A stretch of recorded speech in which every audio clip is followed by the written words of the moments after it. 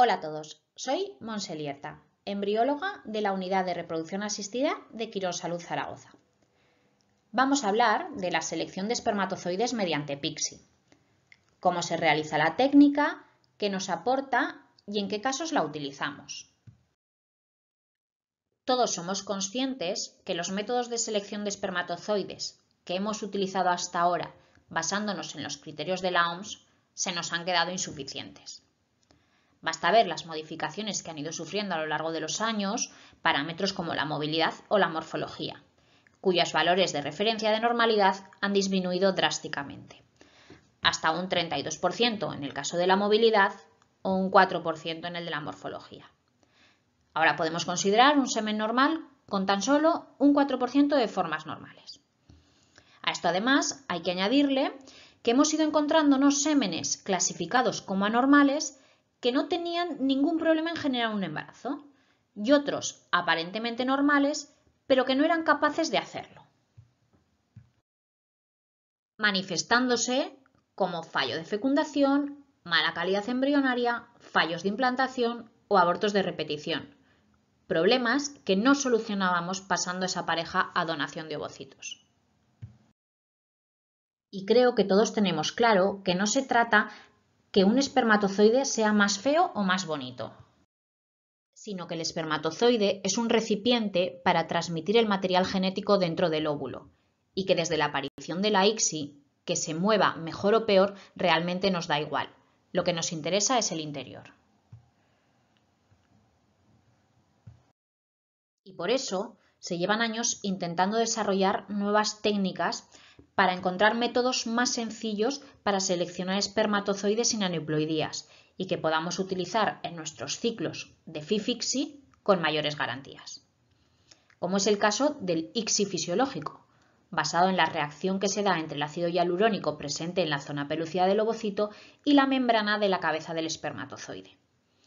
Esta técnica vendría a complementar las técnicas que ya utilizamos como son el SwimUp o los gradientes de densidad. Y este es el primer artículo que vimos que nos gustó el planteamiento. Un artículo publicado en el Fertility and Sterility en el año 2005 por Jacob. Se trata de un estudio de 34 varones que se agrupaban en 3 grupos.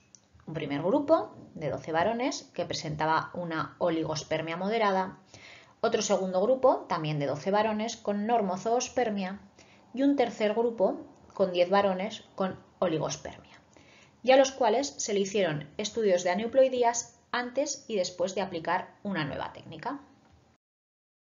Esta nueva técnica lo que intentaba era reproducir en el laboratorio la selección natural que ocurre en la propia naturaleza, ya que sabemos que en fecundidad natural el ácido hialurónico existente en la zona pelúcida del ovocito realiza una selección positiva sobre el espermatozoide maduro. Y parece ser que hay una relación entre la presencia de receptores de ácido hialurónico que se encuentra en la membrana plasmática del óvulo y una proteína, la HSPA2, presente en la membrana del espermatozoide. En caso de inmadurez espermática, los niveles de esta proteína disminuyen, reduciendo con ello la posibilidad de fecundación de un espermatozoide con posibles aneuploidías. Es decir, un espermatozoide inmaduro va a tener menor cantidad de proteína HSPA2, con lo cual va a ser más difícil que reaccione con el ácido hialurónico de la membrana plasmática del óvulo.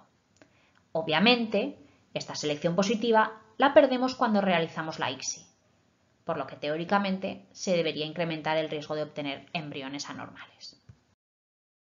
Por eso, ideó un experimento en el que preparó una placa de Petri con gotas de ácido hialurónico y situó el semen lavado en ellas. Teóricamente, los espermatozoides maduros quedarían adheridos a las gotas de ácido hialurónico como si fuera la zona pelúcida del ovocito.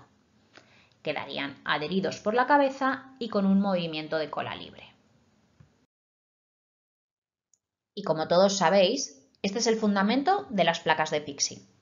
Son unas placas que contienen unas gotas de ácido hialurónico, que hidrataremos una vez hayamos preparado nuestra placa de ICSI. Cubriremos la placa con aceite y colocaremos el semen procesado en el extremo más alejado al ácido hialurónico, y así los espermatozoides migrarán hasta allí.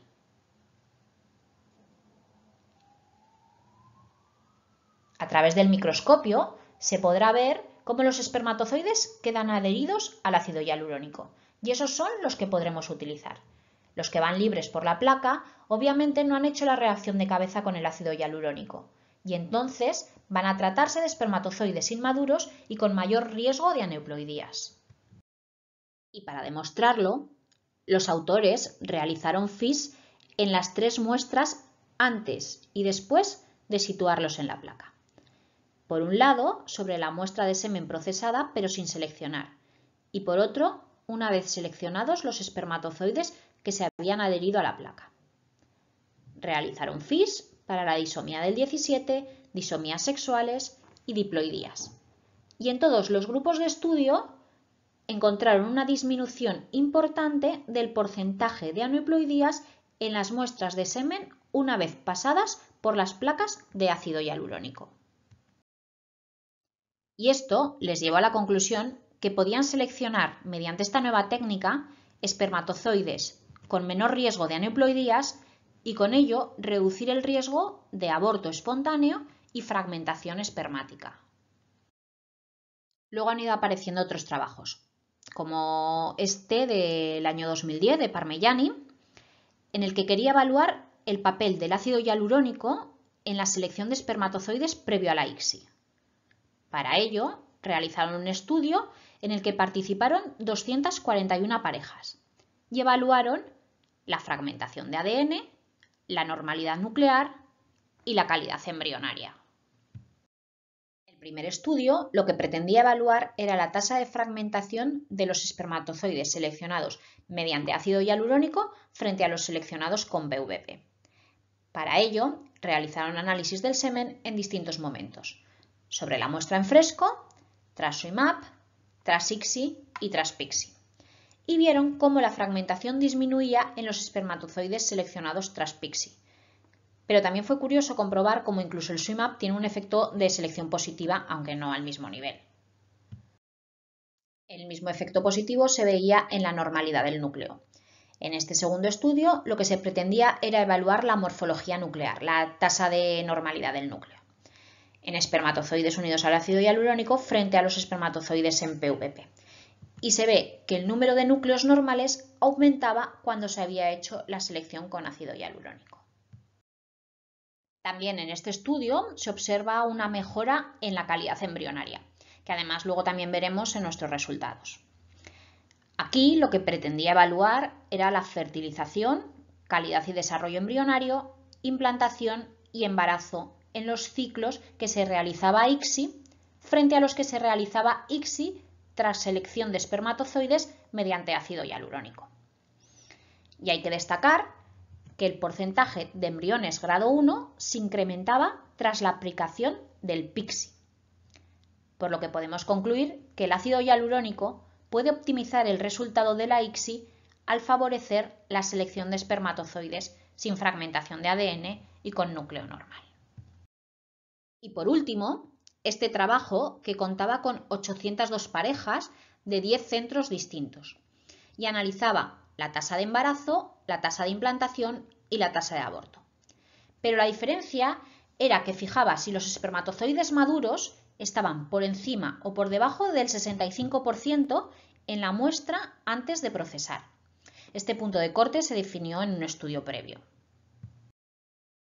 De las 802 muestras analizadas, vio que 484 tenían más de un 65% de espermatozoides maduros en la muestra inicial y 318 tenían menos de un 65% de espermatozoides maduros en la muestra inicial. En ambos grupos dejó una muestra control en la cual no había realizado selección con ácido hialurónico y muestras en la que realizó selección con ácido hialurónico. Y marco este grupo porque fue en el que realmente se observa una mejora en los resultados.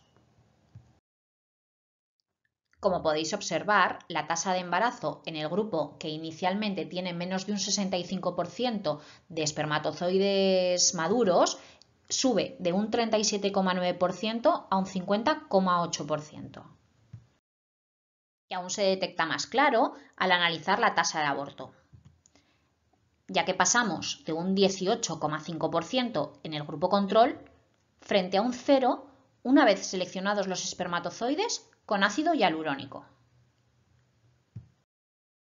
Y con ello coincidía que gracias a esta técnica se conseguía una mejor selección de espermatozoides. Y por último, comentar que este es un trabajo que enviamos a la última SEF en el que queríamos comprobar si variaba la calidad embrionaria según la técnica de fecundación que utilizáramos. En este estudio pretendíamos analizar el porcentaje de embriones de buena calidad obtenidos tras realizar las distintas técnicas de fecundación. Ya hubiéramos realizado FIV convencional, microinyección espermática o microinyección tras haber seleccionado los espermatozoides con ácido hialurónico, para comprobar si existían diferencias entre ellas.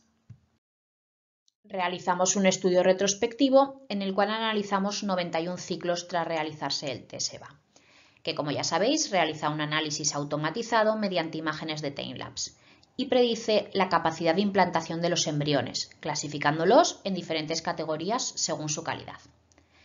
Analizamos 559 embriones, en los cuales en 264 habíamos realizado FIV, 153 ICSI y 142 PICSI.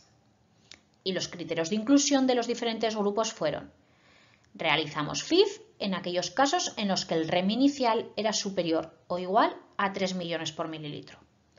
ICSI cuando el REM inicial está por debajo de 3 millones mililitro, o en los casos en los que pacientes habían tenido fallos de inseminaciones. Y PICSI cuando las muestras presentaban FIS o fragmentaciones alterados o abortos de repetición o fallos de implantación en ciclos previos. Y estos fueron nuestros resultados. Comparando los porcentajes de embriones de buena calidad, los embriones de categoría 1 y 2, obtenidos tras las distintas técnicas de fecundación, encontramos una pequeña mayor proporción de embriones de buena calidad tras ICSI y PICSI con respecto a FIV, pero sin llegar a ser estadísticamente significativo. Cuando comparamos los distintos grupos, teniendo en cuenta solo pacientes con menos de 39 años, para eliminar ese posible factor ovárico, nos encontramos con lo mismo. Había una mayor proporción de embriones de buena calidad tras ICSI, pero sin llegar a ser estadísticamente significativo, pero sí encontramos una diferencia estadísticamente significativa entre la proporción de los embriones de buena calidad tras PICSI frente a FIV clásica. Y estas son nuestras conclusiones, que sin tener en cuenta la edad del ovocito, no hay diferencias estadísticamente significativas entre el porcentaje de embriones de alto poder de implantación que se consiguen tras cada técnica de fecundación. Pero que descartando el posible factor ovárico por edad, en los ciclos que tenemos muestras de semen con indicación para PICSI, el porcentaje de embriones con alto poder de implantación es significativamente mayor al porcentaje de embriones de alta calidad conseguido tras FIV, por lo que podemos deducir que la PICSI sí es una buena herramienta para la selección espermática en los casos indicados. Para resumir, comentar que nosotros realizamos PICSI en casos de FIS alterado, fragmentación alterada y factor masculino severo. También realizamos PICSI en aquellos ciclos que previamente han presentado fallos de fecundación, mala calidad embrionaria, fallos de implantación o abortos de repetición. Y estamos evaluando aplicar esta técnica también en aquellos casos en los que los varones presentan edad avanzada, varicocele y en los ciclos de donación de ovocitos. Muchas gracias.